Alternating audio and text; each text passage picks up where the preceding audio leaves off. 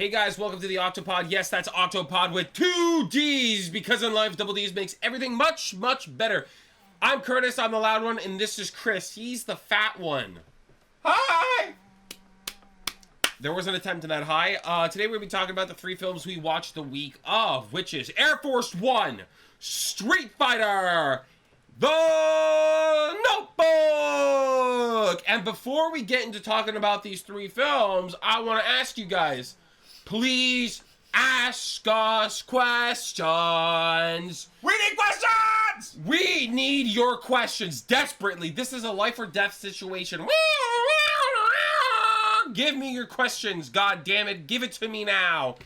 This is now a threat. Give me your questions or cease to exist. The decision is yours. So send us some nice questions. Ask us some good questions. Anything, god damn it. Please! We need your questions. Alright, guys. Now that we've gotten that all taken care of, we're going to move on to the first movie that we're going to talk about today, which is Air Force One. Coincidence? I think not. You get it? Because it's the first one. Air Force One. Oh, wow, that's great. Yeah, I know I am. Alright, guys. Air Force One is pretty much what if our president was actually a cool guy. Yeah, what if our president was in some old sack of shit? Yeah, pretty much. Yeah, what if we had a president that was about a decent age, where old enough to make this, old enough where they're wise, but young enough where they're not decrepit. You know? Decrepit. Yeah, you know, it's a nice balance. Something we've not seen in years, all right? We've not seen this in years. Yep. It was a nice change of pace. But not even that, but again, it's like our president's actually a cool guy. He's a badass, all right? This is the type of president everyone in America dreams for, all right? This guy right here, James Marshall, that's my president. Right there. If anybody asks me, well, I'm not even from the States, so I can't vote for anyone. That's I'm true. from Canada, so it doesn't matter what my opinion is. But if anybody asks me, I vote for James Marshall. That's who I vote for. Every year. President James Marshall. Because that's my president. Honestly, it was actually kind of nice to see him actually get shit done.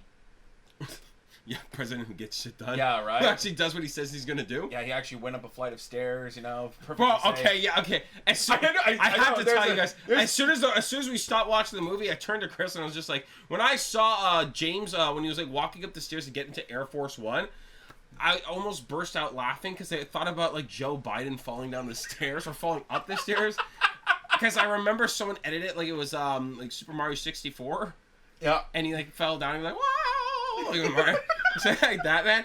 And dude, it was like, it came to me just like a flash, Joe Biden falling up the stairs, and I almost burst laughing, dude. But you know, at least we got a president who can go upstairs. That was nice to see. It was a good start. It was a very good start. From that, you know. Yeah, from that point moving forwards, I was like, all right, this president's probably competent. He probably kicks ass. He probably kicks ass. Yeah, and he actually has hair. He has to kick ass. Hair that looks real.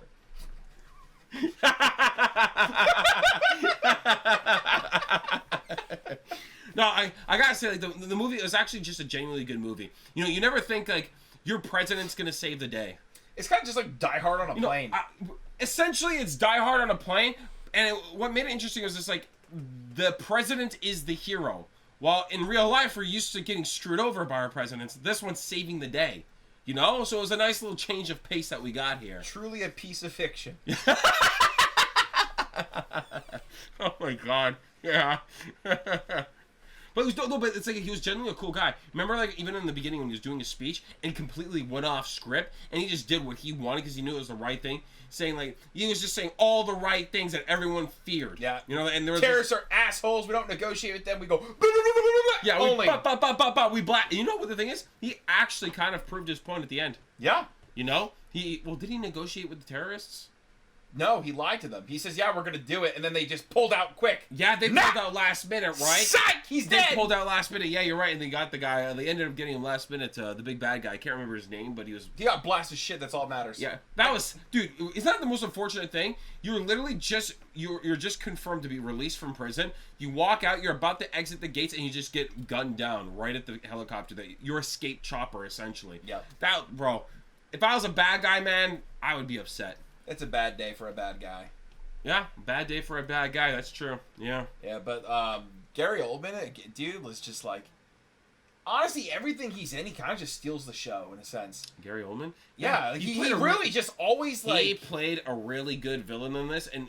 He commits so hard to his roles. Yeah, he knows how to play someone who seems a little, like, unstable in the head, you know? You know when he gets, like, really angry in this? Yeah. He gets really pissed off and scared. Well, what's with bad guys and, like, always talking to children in a very weird and creepy way?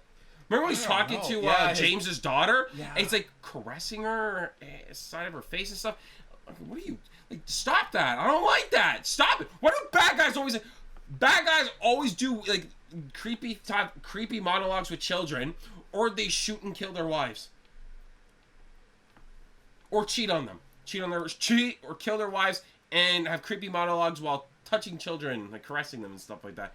I don't know why it's always like that, man. Why do bad guys always have to be weird like that? You know, can't you just have your monologue, like, at least, like, 20 feet away from the child? You know, can't you just be a normal person and not be creepy about it? You're evil as is, all right? We get it. You're a bad guy, but, you know, leave it at that. Just be a bad guy. Don't be a creepy bad guy.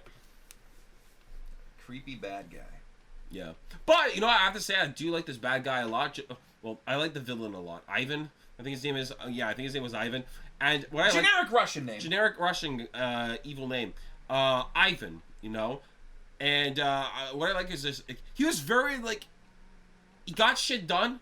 In a sense, like, he wasn't, like, the type to bluff. He's like, all right, every 30 minutes someone gets kapowed, you know, click-clack-boomed, right? And he click-clack-boomed them. And he, like, the thing is, he had a timer, he was everything, he was organized, he was on time with this, man. And he was willing to just, like, he stuck by his words, click-clack-boom, bang, the guy was gone. Except he lost his composure when he thought he got everything he wanted.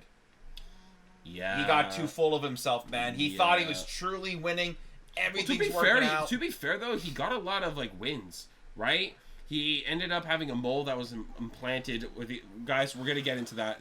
Bro, I want to talk about the mole so bad. The mole's really funny. Oh, my God. He got a lot of wins. He had his mole go and get the weapons. They had control and everything like that. They were able to give demands. They had the upper hand. Like, he had a lot going for him, and he fumbled because he underestimated the President of the United States. That was the biggest thing. He just underestimated the guy. Do you think Joe Biden could have done that? You know what? I guarantee you, man, Joe Biden would have went down there inside the... what's it there? The under area there, the cargo thing there. Yeah, he would have went there. He would have forgot why he was there, walked up and thought they were his guards. He would have just been like, I thought he was just taking a nap. He just would have walked up. He just take a nap in the cargo. He would just like walk up and be like, hello there. Oh, do the video. Hello. Yeah. Oh man, yeah, so I think Biden would have done that. I think that's it.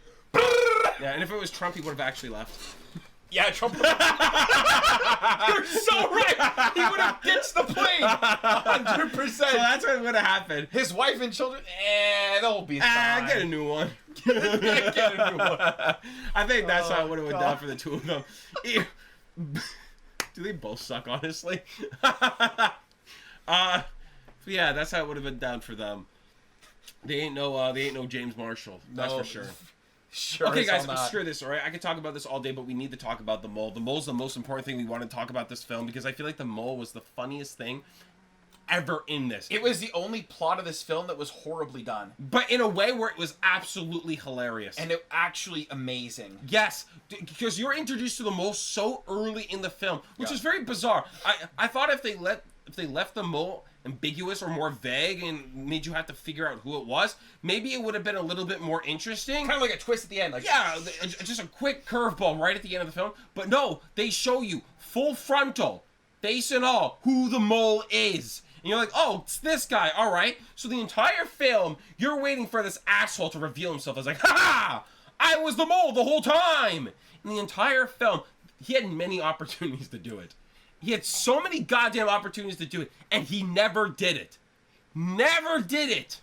And I couldn't understand that. Dude, it was so wild to me. He literally just kept, like, quiet about the entire... I like how no one even exposed him either. No! None of the Russians even exposed him. Everyone just kept it hush. And it's like he was playing for both sides. It's like, okay, if it's going down bad for them, I'm with these guys now. Right? I don't care. That was the thing. That's what I was thinking. He stayed quiet because he was just going to play for whatever team was winning. And he didn't really give a shit. I thought he was going to get away with it until they're like, oh, only one more can get across. The others will have to perish. Yeah. He's like, let me on, I'm the mole. Let me on, get on the way, James Marshall.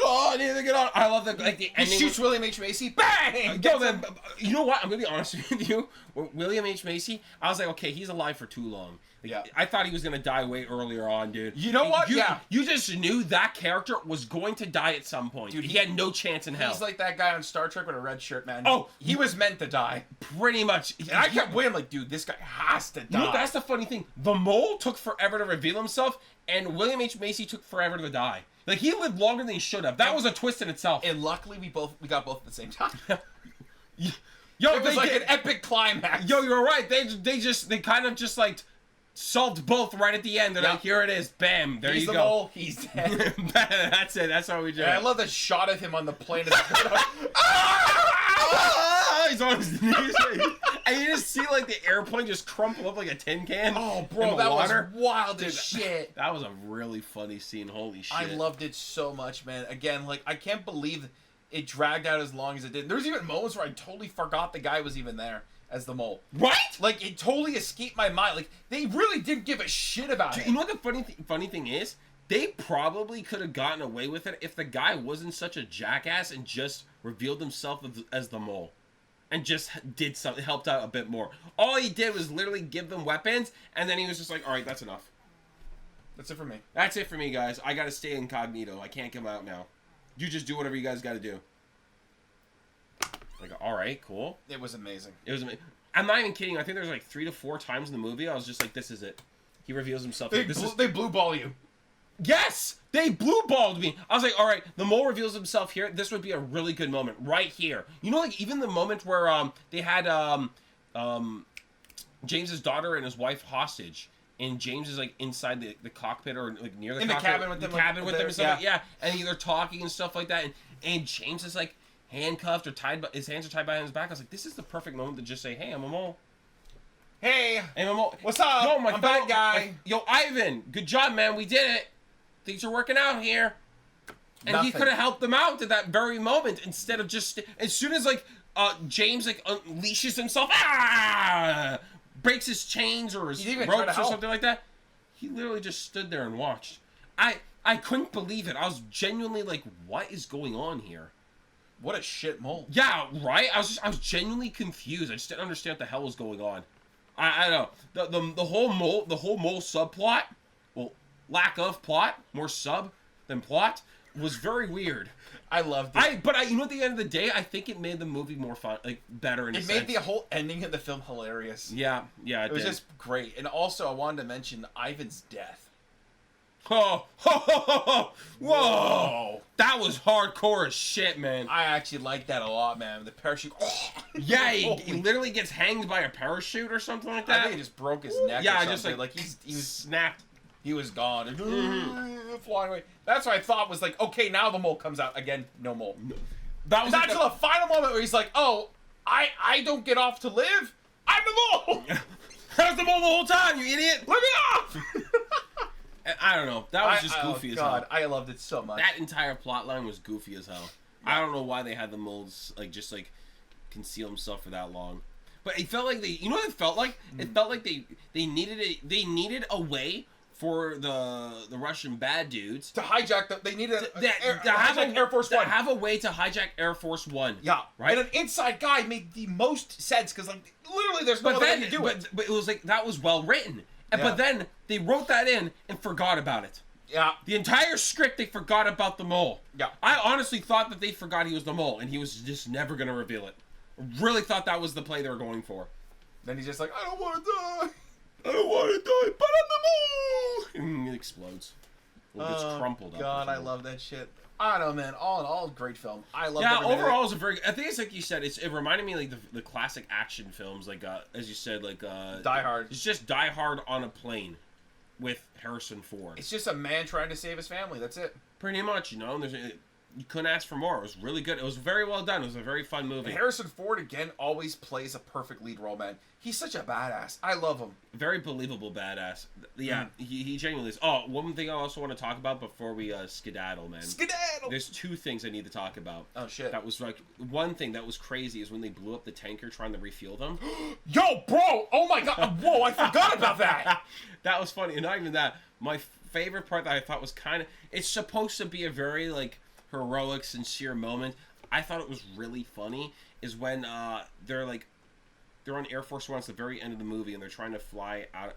They're trying to fly somewhere. And the guy who flies in front of the missile? in front of the missiles is this, and he takes the missile for Air Force One. Man, it's supposed to be this heroic moment, stuff like that. But I found it funny. I don't know why. Every time there's like kind of some weird self-sacrificing thing, I find it funny, especially when it's just like some no-name character out of nowhere. He's like, why am I supposed to care? Right? And you're just like, wait. I just met this guy. I just met this guy. I was just introduced to him, and he just took a missile for the president out of nowhere. Yeah, man, that's his and president. It was like, that's my president. That's my president. I guess that was it, man. No, but still, that was wild to me. As soon as he flies and takes the missile and explodes, I was just like, I had to like take a double look. Like, wait, what just happened? He really did that? No, but I forgot about it. But the refuel tanker exploding in the air was so crazy. Yeah, man, it blew to hell, man. It was crazy. They didn't even take a second to think. We just killed a bunch of people on that thing. No, they didn't really care. They're all dead. I mean, there were bad guys that did it, right? It was the bad guys that did it. No, the bad guys were refueling. It was an actual refuel depot. These guys came to refuel the plane. Yeah, I know. They came to refuel the plane, and a mistake happened or something. And they died. All these people exploded. in the refueler. Hey, man, that's what they say. You got to be careful when you refuel an aircraft. You know? Yeah, no shit. you could explode instead. But yeah, that was pretty weird. That was pretty funny. It's pretty funny. It was kind of, dude. The explosion. I didn't expect it. It truly blew the tanker away. Blowing up. Blew you away. It blew them away. So it was weird because I didn't think. So the tanker exploding, I didn't see coming. No, that blew. That was wild. And the guy taking the missile for Air Force One, I did not see coming. That was wild. Also, the guy who's like, I don't want to get shot or killed. No, but that was good. Bullet. But that was good. That was was good, kind of foreshadowing in its sense. That was nicely done. That was again, good. That was really good. You know, it was. See, that's a minor character development that was nice. See, that's the thing. Like, I really liked that. Where it's like, oh wow, that's actually really cool for that character. And so the guy go like, woohoo, bang, into the missile. I don't know why I found it funny, but hey man. Yeah, that was kind of funny. I got nothing else to say about Air Force One. I think that's enough for me. Harrison Ford is a great protagonist. Gary Oldman is an even better antagonist. What more could you ask for from here? Right? Nothing at all. I think that's it. We're going to move on to the next movie, guys. Adios, Air Force One. More like Air Force 2 at this point. So, they're going to need an Air Force 2, man. That thing got shit on. Right? Yeah. We're going to move on to possibly one of the most questionable movies ever made. Street Fighter. So after we watched the Mortal Kombat movie, a lot of people said that we should give Street Fighter a try. You know, because Mortal Kombat was actually a really good movie. Like, for its time, it was a solid adaptation of the video games. It was super fun, and it felt good. It stayed very loyal to a lot of the characters. Like, Johnny Cage was perfect. Johnny Cage was perfection. Liu Kang was really good. Even Sonya, the three main characters were really well done. Goro looked incredible. Raiden was sick. Raiden was sick. You know, very weird to see that Raiden was white. Raiden the White. Raiden the White. But it turned out to not be that bad, because the character itself was a good adaptation. It was a good, like, take on the character. It's a good portrayal. Exactly, and I didn't mind it. I was like, oh, this is actually kind of good. Yeah, but Street Fighter. But Street Fighter, guys. Wow! I'm going to be honest, man. Of all the characters, my God, dude. All the characters, they had a stroke. Yeah. Of all the characters that they could have got Van Damme to play, the fact that they made him play Guile, the most American character that's supposedly be a part of this cast, and he has that French-ass accent. Like, I'm supposed to believe this guy with a French accent is the most patriotic American alive. With the flag tattooed on him and everything. But the thing is that Jean-Claude Van Damme was so good in this movie. He was great. He was so funny. The dialogue that he had for Guile was incredible. I think it was like in the beginning when Chun-Li's like, oh, can we interview, can we have any questions? No! Walks right by. That was so funny, dude. Oh my God. That was hilarious. I don't even know why. That was really good. Like, Guys, this is not a perfect movie, all right? No. This movie was pretty shit. I'm gonna be real with you guys. I'm gonna be real, man. This movie... It's a movie that's so bad it's good. It's one of those movies that I would classify into that. I love the fact that I could not tell it was Ken. That... Please don't even tell me that. Don't even say that to me, bro. I'm gonna be real, man. There's no way that was Ken. No. That guy... Nah. No. No. Looked nothing like Ken. I didn't even know it was Ken. I didn't even know it was Ryu either, because the guy who played Ryu was really young, and like that was the thing. Like Ryu looks very he seems much older looking, but I think it's like the chiseled jawline and the body of like 300 pounds of muscle maybe makes him look older. Yeah, you know, but it's just like, so the guy playing Ryu and the guy playing Ken, just they did not look like the characters whatsoever. So when they revealed like that's Ryu and Ken, deep down I was thinking it was Ryu and Ken, and for Ryu I was like, that's fine. Ken guy, please God no. And, well, it happened. He turned out to be Ken. And if you guys saw my reaction, you can hear the utter shock in my voice. Yeah, that was so funny. It's a funny. high-pitched scream almost, okay? Like, it genuinely, like, shocked me. I could not believe that. Yeah. What?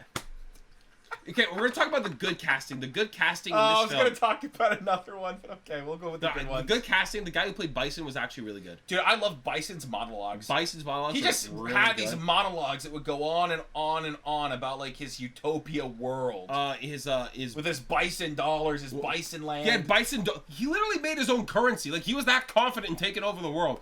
Bro had his own currency. Bisonopolis as well. Yeah. He had a perfect name for his own... world, Bisonopolis, city, whatever. No, it was Bisonopolis. I believe that was it, 100%. That's my Bison. So yeah, the guy who played Bison was pretty good. I'm a sucker for Jean-Claude Van Damme, even if he made no sense as Guile. Like literally, I don't know why they did it, other than just to have the name there. They probably just did for his name. For his name, so people would go and see the film. Yep. But he was actually really good in this role in terms of being hilarious as hell. Chun-Li was well casted. I thought she was really good. I was surprised when I saw it was her playing Chun-Li. Honest to God, she's a good actress. Yeah, I've seen her in a few things. Yeah, I have too over the years, and like, yeah, she looked good as Chun-Li. I did not mind that at all. No questions. Possibly the greatest casting of this whole entire film was Zangief. Zangief was perfect. Zangief looked like Zangief, sounded like Zangief, and I liked what they did with Zangief. Like, he was the funniest character in this entire film. My God, I will never forget. When the truck's rolling down the hill with all the explosives, and he's like, "Quick, change the channel!" That was one of the stupidest yet funniest things I've ever seen in a film. I've never seen that joke done before. The way you laughed at that part, it was such a good joke. I've never seen that done before. That's the thing. It's like, it's so dumb, but it's so good. And it works so well. Or like even when Zangief, like what was it? DJ was talking to Zangief when they're getting like overrun by everyone else, and DJ's telling him like, "Dude, we're the bad guys." And Zangief's like, with the back. Yeah. Or even like DJ even told him he was getting paid. And Zangief's like, wait, we're getting paid for this? Bro, they made Zangief stupidly funny. And I liked it a lot. For whatever reason. But it's not even just that, but like even like his haircut and everything. Even the dude who played him, his physique was really good. Was perfect for Zangief. Yeah, he had that good. Again, had that that was like a really well casted guy for Zangief. Yeah, so M. Bison, Zangief were solid. Chun-Li was sick. Yeah, even Cammy looked good. Cammy looked good. Yeah, Cammy looked good. And I liked as the movie progressed, all the characters kind of looked more like their video game counterparts. Yeah. Oh, I even liked how they showed how Ken and Ryu got their the geese. How they got them. Yeah, that was cool. That was kind of cool. That was kind of cool. That was sick. But yeah, they started to look more and more like their characters in the games as the movie went on, which was nice to see. That was kind of cool. Except for one character, Blanka. Oh my God, no! Bro, I literally forgot about that Carrot Top Hulk monstrosity. Dude, I did not forget about Blanka. I'm telling you guys, they should have not put Blanka in this film. If they couldn't do it right, they shouldn't have done it at all. That was the scariest thing. Not like terrifying. The fact that they even thought that was a good idea kind of scary. I've ever seen in my life. That's the biggest problem with the movie, though, is that they tried so hard to get every character that just too much was happening. Oh, God, yeah. It was way too much going on. It was crazy, man. But the whole Blanka shit. Blanka was ridiculous. Blanka becoming a good guy because of Martin Luther King Jr. Bottlenose dolphins. Bottlenose dolphins and children playing with a dog in the grass was the funniest thing I've ever seen. I have a dream in bottlenose dolphins. That's how you make yourself a good person. That was the funniest thing ever, man. Whoa, man, that was so good. That was really funny. And he doesn't really do anything. other than transform into Blanka and scream a lot, and then scream throw some a bit people here. around and shit, and then run away. Like, yeah, that was pretty much it. Like, all right, Blanka. He did not do much. He did not do much. But I will give the team massive respect that they went with the challenge of making practical effect Blanka. Like, they didn't even CGI this shit. They literally tried with makeup to make him. They went with practical effect Blanka, and it made me think, you know what? Reptile wasn't that bad. No, CGI Reptile? CGI Reptile was an ugly little piece of shit from, like, PS1 era, but I was okay with it afterwards. I didn't feel as bad about it anymore. Yeah. Until I saw practical effects Blanka. The thing was hideous. Holy shit. Like you said, it's like the Incredible Hulk and Carrot Top, man. It looks so bad. Like, it looks so funny. I loved it. You can't take it serious, man, when he looks like that. No. Holy shit. Oh my god, not even that, but there's also like, just like, there's so many good lines in this film, like really funny one-liners and stuff like that. Like, even like Bison, like Chun-Li's going on this monologue about how he killed her father and stuff. Oh, he's like, it was just another Tuesday. Yeah, bro, that was like the hardest line I've seen a bad guy say. Me visiting your village was the most like monumental moment of your life, but for me it was just Tuesday. Dude, that went hard as hell, man. I was like, holy shit, dude. It was honestly like one of the hardest villain lines ever. Yep. Like, that day meant nothing to me. Shit all. Nope. That was badass. I really dig that line. That was really badass. I feel like the only complaint I could have for this movie is that, so when you watch the Mortal Kombat movie, there's a lot of fighting. There's a lot of good fighting. There's a lot. I feel like a lot of the. But Street Fighter didn't have a lot of fighting in it. And what it did have the fighting, I felt like they used a little too much, like cutting around and stuff. Oh yeah. Oh my god, the final scene of Guile versus Bison was horribly cut.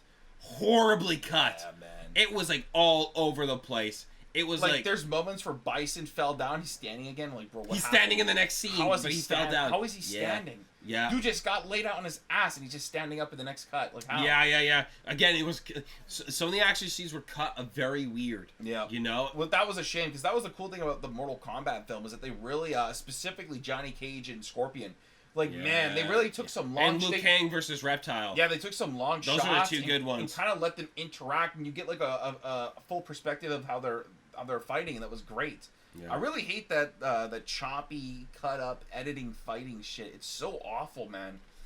Yeah. I feel like movies really have to, like... I'm not even just talking about it, because I know it was the time that it was made and everything. It's fine. I mean, you can't really say. But even nowadays, like, I hate films that do that. Like, it's so frustrating. Mm-hmm. Like, just hire a competent stunt team and let them do their shit. Right? Like, literally... Let the fight choreographers do their shit and film it. Fight choreographers and let them do it right. Stop trying to cheat your way through it and save money by just cutting things up. No, like, it's not even just that. I don't think that's it, but it's just like, how, like, let them perform it. Stop cutting it and editing it around. We don't need that shit. It's ugly as shit. Especially if your movie is more so action oriented. Why the hell are you not investing more money in the action scenes? Do like John Wick? Oh my god. John Wick is just pure action. That's all it is. Beautiful. Like, so you want the action scenes, that's the best part of the film, because that's the majority of the film, is the action, right? Yeah. So it's like you want it to look good. John Wick doesn't, incredible. But some other movies, they are action movies, but why the hell are they cutting so much? I think a big thing that really popularized it for a long time was actually the Bourne Identity. Yeah. I remember the Bourne films were really bad for that, even though I enjoyed them a lot and I liked it, but man, they were choppy. There were some action scenes that were just a little, yeah. I think it was especially the first film. The first film especially. It was quite jarring. There was a scene where he's inside of he's inside someone's house. Yeah. And he's like fighting with a pen and stuff like that. And dude, I couldn't tell what was happening or where they were. No. Like, it was just like, the cuts were so sharp, man. Holy shit. It was very jarring. Yeah, and you're trying to figure it. The thing is, and that's how that last fight kind of felt in a sense. A lot of times where I was like really lost as to what was happening. And it sucks because an action scene, I should watch the action scene and be able to see what's happening. I shouldn't be thinking, what am I looking at? Or trying to figure out what they're doing. I should see what they're doing. You know, and I feel like there's sometimes where it cuts so much where you're just like, you're questioning what's even happening in front of you. Like, it's this weird thing that you're trying to figure out. Yeah. It's like, especially when you got Van Damme. How are you going to do these shit cuts with Van Damme?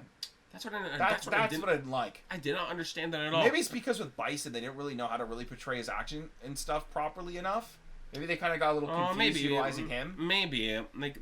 Could have been the case. At least they had like the bison go like flying in and stuff like that, and they had like, oh my god, especially when God did the flash kicks, that was really cool. Oh, and then they had like Ken do like a shoryuken. A little shoryuken. I think I didn't even know if it was a shoryuken. I think Ryu even did like the Hadouken.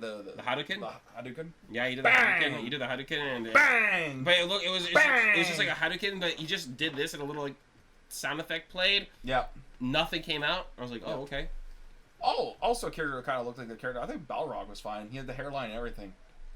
E-Honda was fine too. Yeah. E-Honda looked good too. I didn't even think it was E-Honda for some reason. I did not know. I forgot E-Honda existed until he says, I'm E-Honda. I was like, what?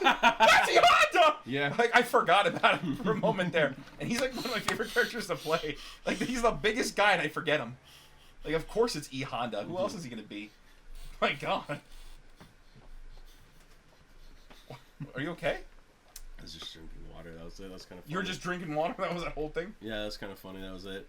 But yeah, Balrog and E-Honda were pretty good. The Balrog hairline was terrifying as hell. Terrifyingly realistic. That's every young man's worst nightmare. I feel like that's one thing they didn't have to adapt that well. I'll be real too. Like if I knew that was going to be my hairline, I'd rather just be bald flat out. Just let it all go. Right? Free my soul. Yeah. Free my soul. Yeah. Yeah, straight up. That would be it. I'm trying to figure out some other things I liked about this. Oh my god, there's one really funny part when Guile's like doing his whole speech in front of the military or all of his troops. Oh, because they want them to get out. They're like, oh, we're just gonna stay and fight, and it's supposed to be this heartfelt kind of moment, and I don't know why. It just looked goofy and silly. I couldn't take it. I think it's because of all their outfits as well look really weird. It looks out of place a little bit, right? Yeah. Yeah, it looks a little out of place. And I like how he has a secret, like, his secret speedboat and has his name on it, like, Guile on it. Like... Not even that, but it's just like, they have a speedboat, and I like how the speedboat has a stealth mode, and the stealth mode was dog shit. Like, it didn't even... Like, it worked, but it didn't even work that well. Oh my god. M. Bison's, like, little control panels, a fight stick. Yeah, he has, like, he's like a fight stick for player 1 and player 2 there. Yeah, 2 fight sticks. Yeah, I actually like that. A dual setup, that was kind of sick. sick. Yeah, man, I wonder what input they put into to blow everything up. what was the input? What was the missile code? Yeah, what was the missile code for that input? Yeah, man, what did you have to do? Like, I don't know. That is so cool. I liked M. Bison in the very beginning. I feel like they introduced M. Bison very well in the beginning, where he's just, like, taking... Oh, he's just bringing soldiers, he's like, pow, snap their neck, bring in the next one, pow, like that. Damn, that's kind of hard. That was kind of cool, man. I like that a lot. That was kind of insane. Yeah, that was a really cool way to introduce him.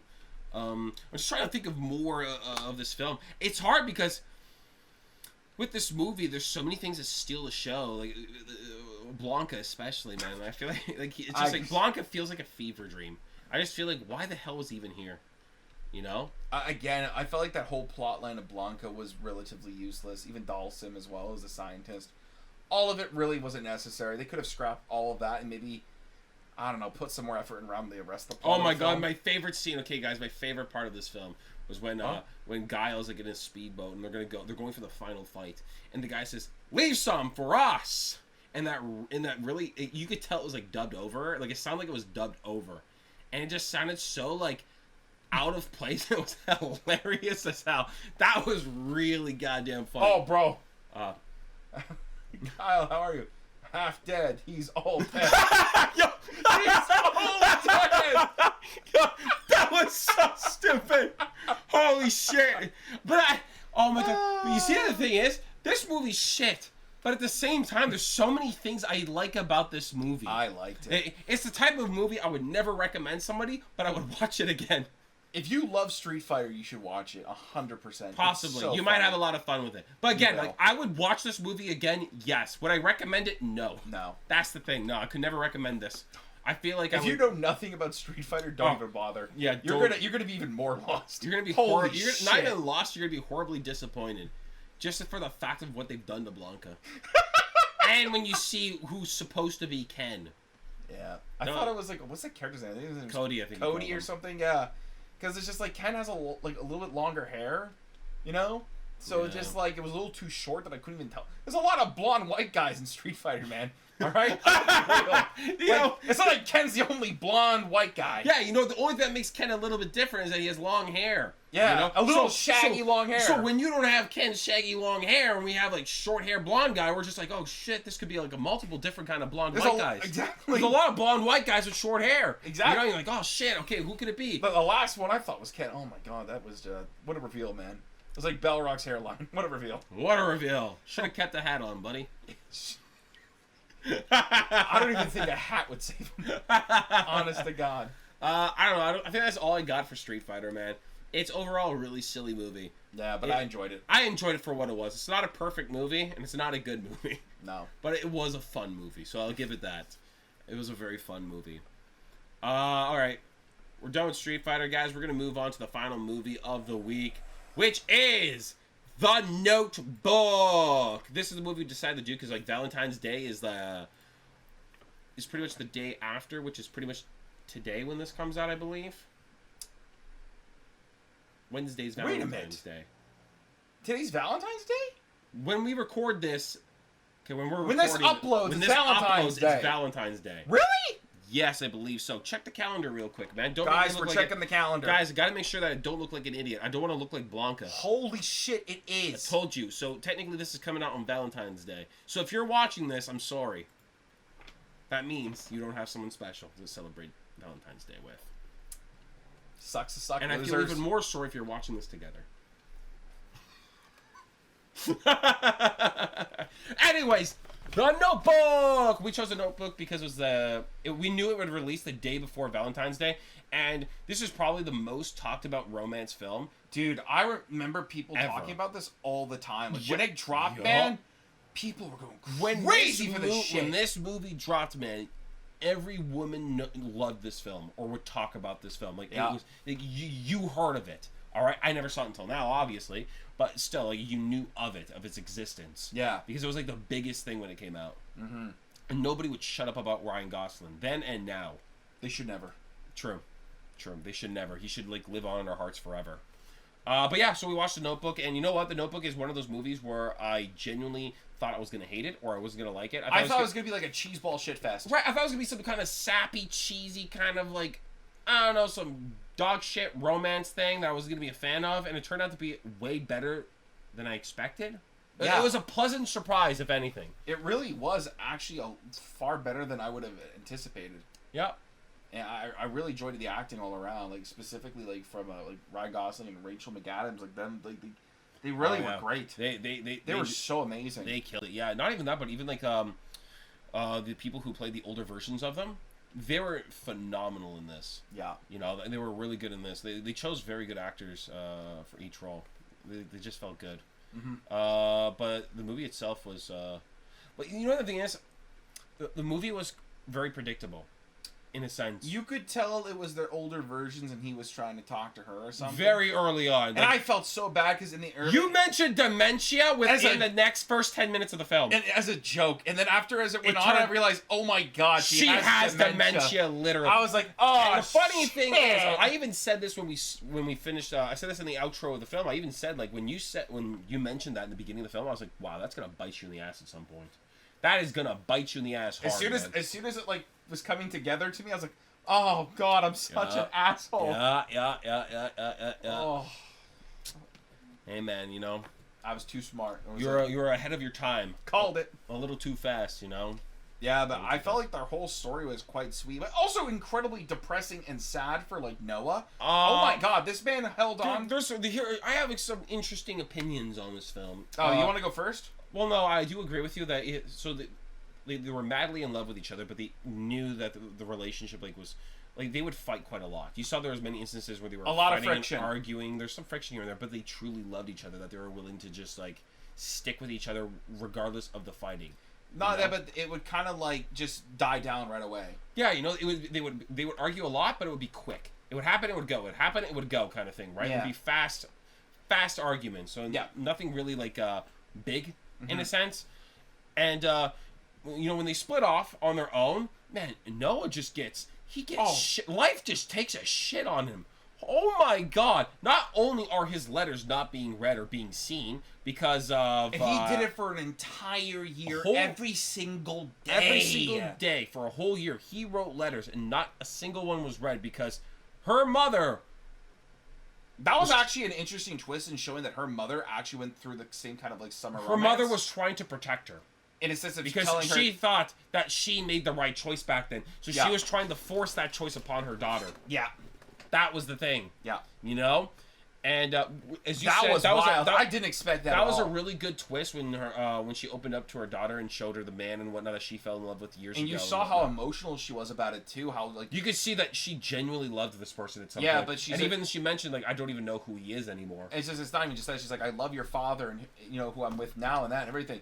But at this point in my life, I did love him so much. This guy, kind of like a first love in a sense, And it's just that the memories bring up those emotions so quickly. Yep. And that was. Really, It was a very interesting yet sweet moment that I wasn't expecting for her character to have that death. No, that was. I that thought it was was interesting. just a mother who's kind of overprotective and kind of a bitch, Yeah, and then she gave her the letters and like make your own decision. Like don't. That was really good. Finally learned from her own mistake and realized, what, I can't protect her forever, whether this is a mistake or not.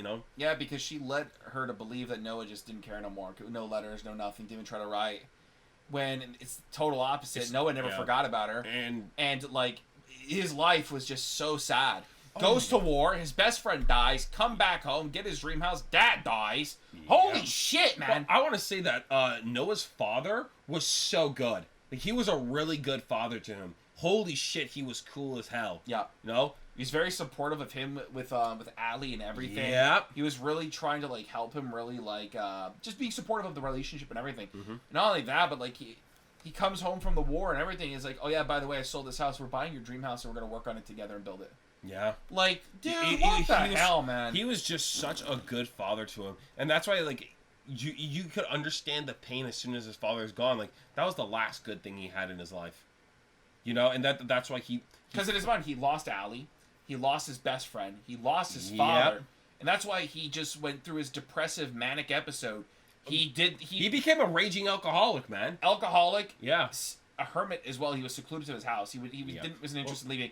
And that's why he finished the house. He used it as a form of like just like coping distract himself from all of the like just depressive shit of his life. And then when he completed it, that's when the problems started to happen. That's like now I have free time. I'm done. What the hell do I do? And he could have sold it for disgusting amounts of money. He couldn't do it. He just constantly couldn't do it. That was it. Mm-hmm. He was hoping. Well, first of all, he took a picture of himself in front of the house, hoping to get her attention, Allie's attention. Was it really in hopes of that? I think he just did it because they were trying to sell his house. Maybe I don't know. I think it became a big story because he just wasn't taking any prices on. Oh, he wasn't actually selling. Maybe it was just a coincidence. I think it was just a coincidence. I don't think it was an actual attempt at that because. How many years it's been? No, you're right. He probably he knew it was over. I'm quite sure he made peace with the fact that, okay, this is not happening. Especially when he goes into the city, he thinks he sees Allie, looks at her in the restaurant. Oh, my God. Kissing her fiance. Oh, bro, God, dude. I can't even imagine that much heartache because all he had holding on left was her, and he went to go visit her. He went to go try to see her. Because he thought he saw her. And this was like a moment like, oh, my God, maybe this good thing could finally happen to me. He probably thought this was fate. Yeah. I found her again. I cannot lose her again. And you just go see that shit? Woo! Bro, man. That was heartbreaking. Holy shit, man. That was just sad as hell, man. God damn. But that's the thing that was very interesting. I felt like Noah's life is just like he goes through a lot of heartache. Just there's so much shit. And Allie's just pretty much just living life, I guess. Like she's going to a pretty great school. Again, her parents are well off, to be quite honest. She has a lot of friends. She's going to a great school. She met this man who she's having an amazing relationship with. She was in love with and everything as well. Yeah. They're having a great time together and everything. And then there's just Noah, miserable and alone. Like, bro, that contrast. It's so goddamn, bro. Yeah, you feel really bad for Noah. And then the one thing I really hated about this film is that they make Allie unlikable at the end. Yeah, with her... just they make her a little unlikable. Where you're just like, you could have written the character to handle that situation just a little bit better. Yeah. But at the same time, it's so of the character to do something like that. Like, when she had a great fiance there. The guy was I was waiting for him to be an asshole. Yeah, man. At least he still got Sonic the Hedgehog. He still got Sonic the Hedgehog, man, so he's all right. He didn't lose everything. No. But, so he lost... But you're right. I was waiting for the red flag to show up, but, like... I can't remember... Wait, what was the character's name, though? I was calling him Longham, because I heard something, and I couldn't remember his name. James Marsden. That's who played him. James Marsden? Yeah, that's who played him. All right. So just call him James. All right, James. So, like... The James guy, the whole entire time you're waiting for him to become an asshole, because you feel like there needs to be a reason for her to get rid of this man. Yeah. Right? There was none. And there was no reason. And the worst goddamn part about this is that he was very reasonable and accepting. When she was like, "Oh, I need to go back to the place where I used to be, where I used to live previously. I got a lot of things on my mind and stuff like that. I want to think about. I want to go there." And he was just like, "Sure, do whatever you want to do." You know? Hey, just call me, let me know. You know. Yeah, I was like, "You're supposed to be an asshole, dude. What are you doing?" You know? What's going on? She goes there. She cheats on him. Yeah. And, wow. You know, if she went there and broke it off with him beforehand or broke it off with him on the phone when she realized, like, the feelings aren't... Like, she knew it was happening, maybe I would be okay with it. But, wow, that made the character slightly unlikable. You're just like... Yeah. But at the same time, it makes sense because she's a people pleaser. And she has a hard time telling people things like that.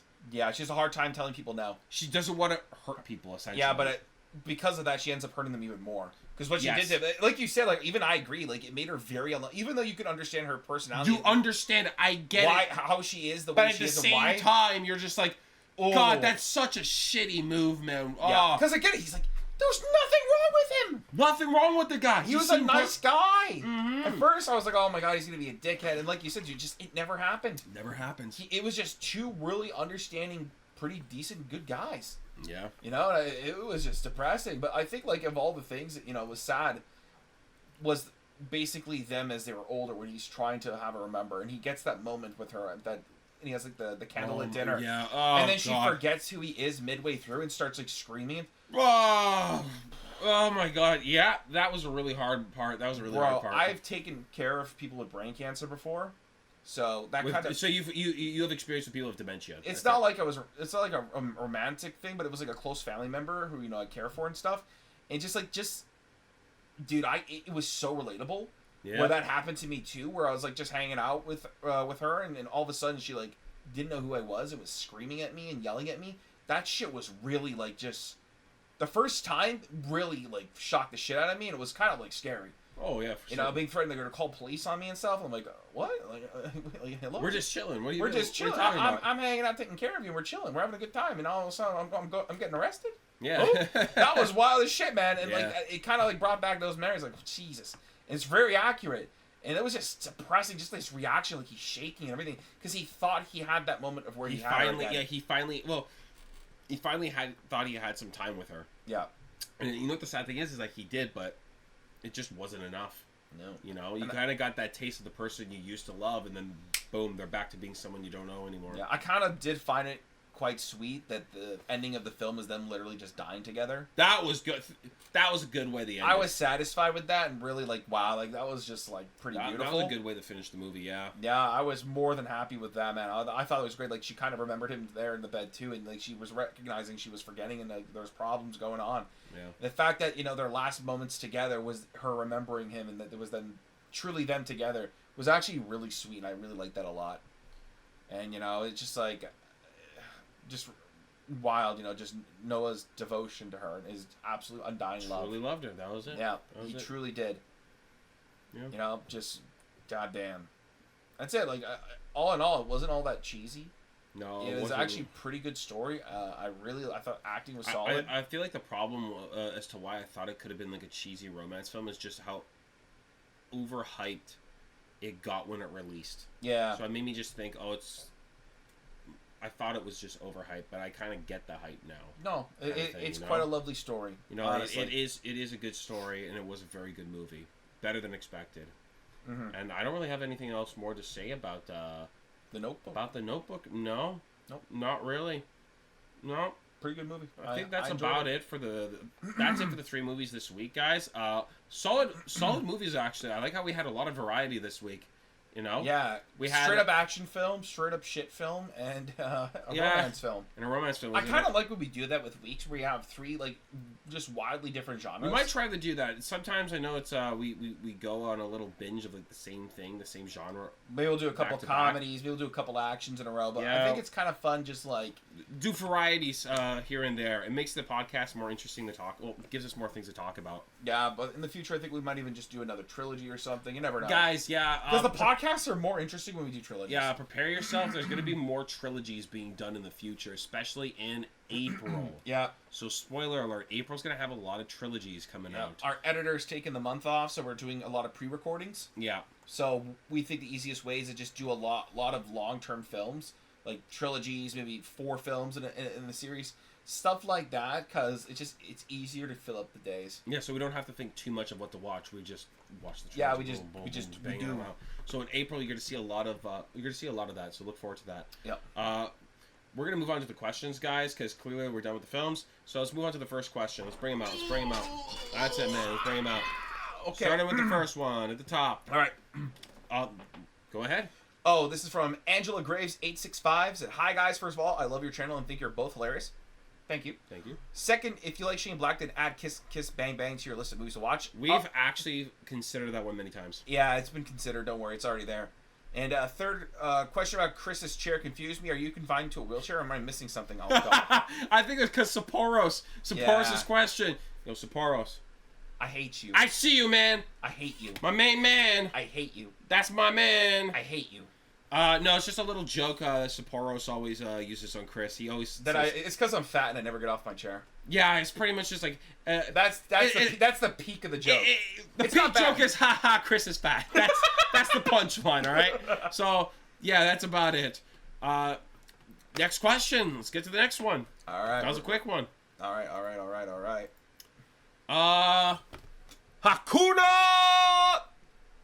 Matata. Is that dog okay? Referring to Adwin. He kind of seems unwell or sad. Or is he just old? I hope he's doing well. You just told me Adwin looks like shit. Yo, Adwin, close your big ears, Yo, man. Close your ears. Close your Adwin. big ears, Don't Adwin. listen to this, Adwin.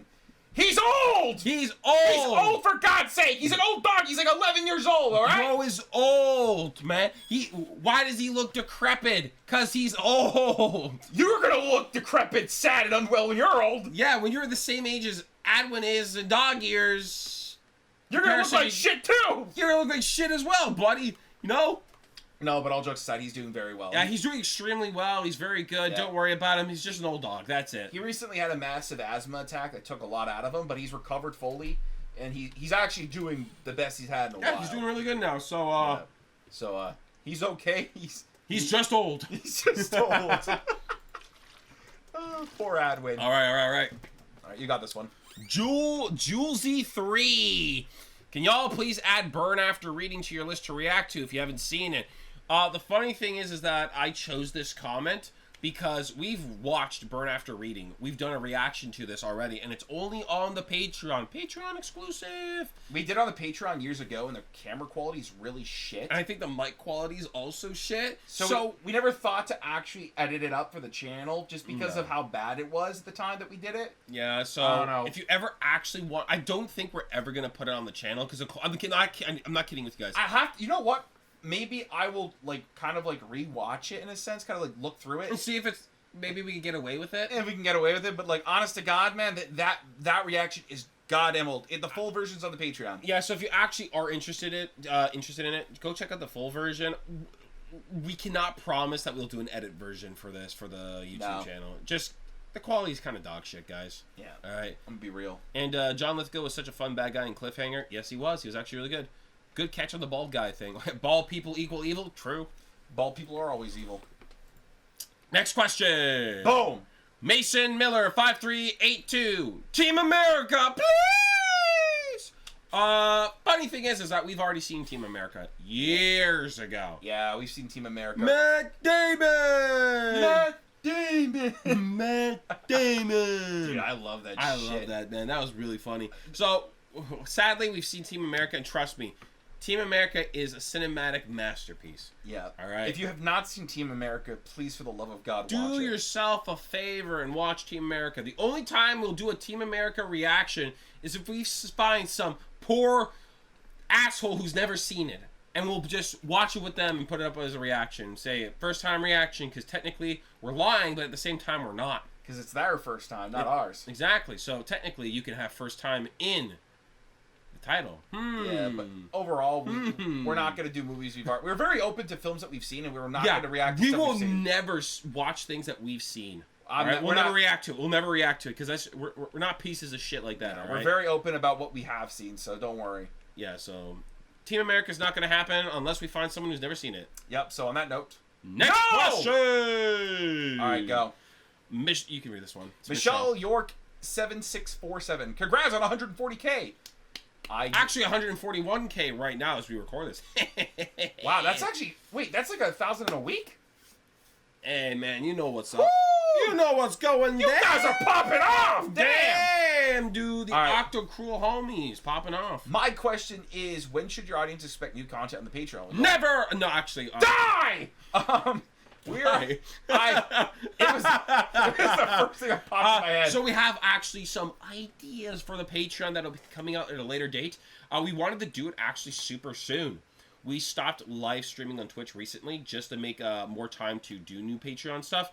But since, as we mentioned previously, our editor is going to be taking a whole month off in April, we can't do the new content yet. No, we have to actually take the days that we plan to do that new content to actually watch a bunch of extra films. Yeah. Just so we can cover that whole month. So, as soon as we cover this whole month, we get all April things pre-recorded, we will do new things with the Patreon. Don't worry. We have a lot more things. We actually updated it a bit already to make it look a little bit nicer. It looked like a piece of shit before. Yeah. I saw it, guys. Trust me, it looked like a piece of shit. I see why you guys weren't even going there, all right? I get it, guys. It looked ugly. I haven't updated it since I think I had like 10,000 subscribers. Yeah. It's pretty bad. I just... Understatement. Yeah. But it's a little bit better now, guys. Don't you worry. But I'll give a spoiler alert. Like, the new content, we're going to do TV series exclusively on our Patreon. Yes. I don't know if we'll ever upload it to the channel, but generally speaking, we wanted to just do them on the Patreon to have some cool stuff that's just there. Yep. Who knows? Maybe we'll even have ideas for other stuff to put on there. But that's kind of our first thing. We don't know what TV series would do any as well. It's still just an idea. It's just the idea's there. We're gonna figure it out. We might even do a Patreon poll to with just a bunch of TV series, maybe like a shitload of them, and have you guys vote on which one you think we should start off with first, and we'll just go based on that. Yeah. So look forward to that. Lastly, will you ever let a sub pick the emoji for the podcast? Yes, but not you. Well wishes. Lemon emoji. Lemon emoji. But not you. Wait, was this the one we just read? Yeah, okay. Alright, you go this time. MSJ2677. No relations to MSG. I will agree that... What? Such a bad joke. Shut up! I will agree that the Walking Dead did have some seasons that I felt was slacking. True? True?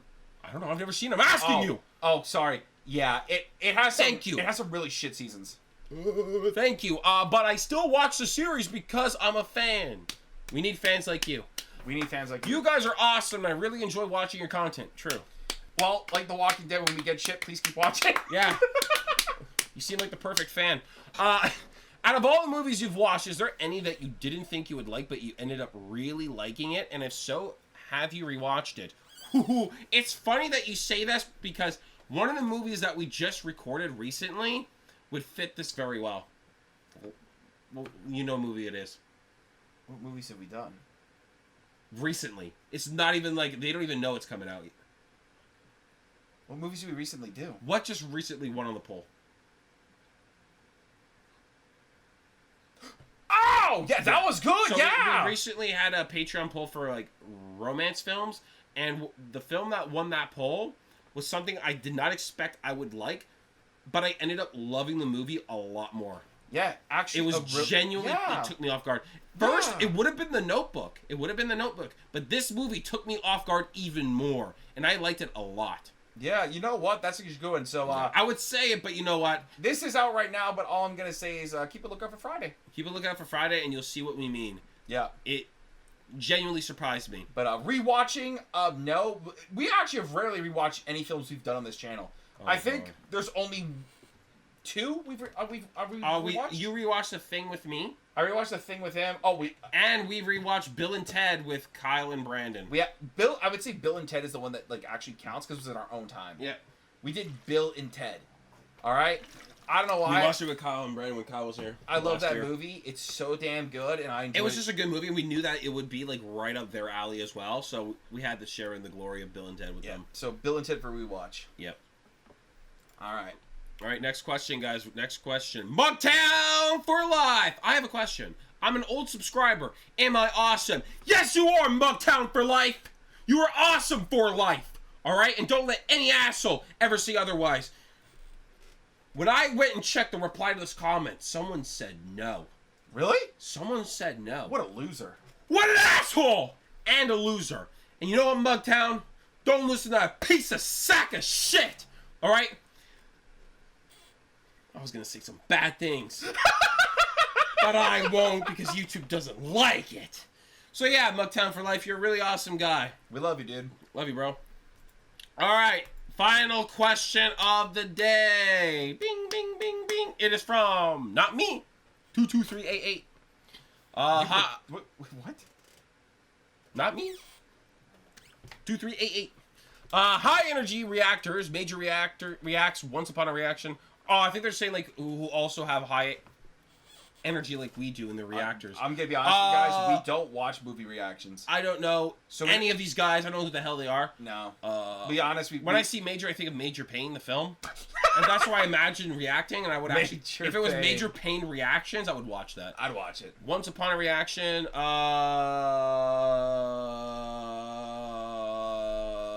2 request faulty towers. Sounds like something from Fortnite. Oh, it's a TV series. Isn't that from Fortnite, Faulty Towers or something? Yeah, I think it is. Something like that. I don't know. Yes, it is a TV series, but shout out to Lily. But they made very few of them, and is the best comedy of all time. Faulty Towers is the best comedy of all time. I have to look it up maybe, but I don't know. We'll see. We'll see. What? All right. What are you doing? Question 3. Is the goal of this channel to merge reaction videos with professional wrestling? Because that is what it feels like. I'm glad that you actually came to that conclusion. Not me. 2388. Yes, the answer is yes. Next video, you'll see me wrestling with a microwave. And I will have my head indented with a chair. Mm-hmm. So look forward to that. Who wins, man or microwave? Battle of the century. That's the final question. Wow, guys, we did it. Woo! Another job well done. Good job, guys. Job. What can I say? You know, some of us are just born better than others, right? Yeah. All right, guys, that's it for the Octopodd. We're kind of done here. But we have to have a special emoji. This time, because of what Michelle said, okay, you can offer the next secret emoji. The one after this one? Yep, put it in your comment. If you put your question, say, please, this is my request. So is there no secret emoji for this one? No, there is. What is There's it? Gonna be. What's the secret emoji for this one, then? This one? Yes, what's the secret emoji for this one? Dinosaur emoji! Dinosaur! Dinosaur! If I don't see a goddamn dinosaur in your comment, you're going to hell! You're going to hell! Alright? And I've heard hell sucks! Alright? So you don't want to go to hell? Have a dinosaur emoji in your goddamn comment, in your goddamn question. Any dinosaur counts. Any dinosaur counts. Even the stupid ones. You know which ones those are.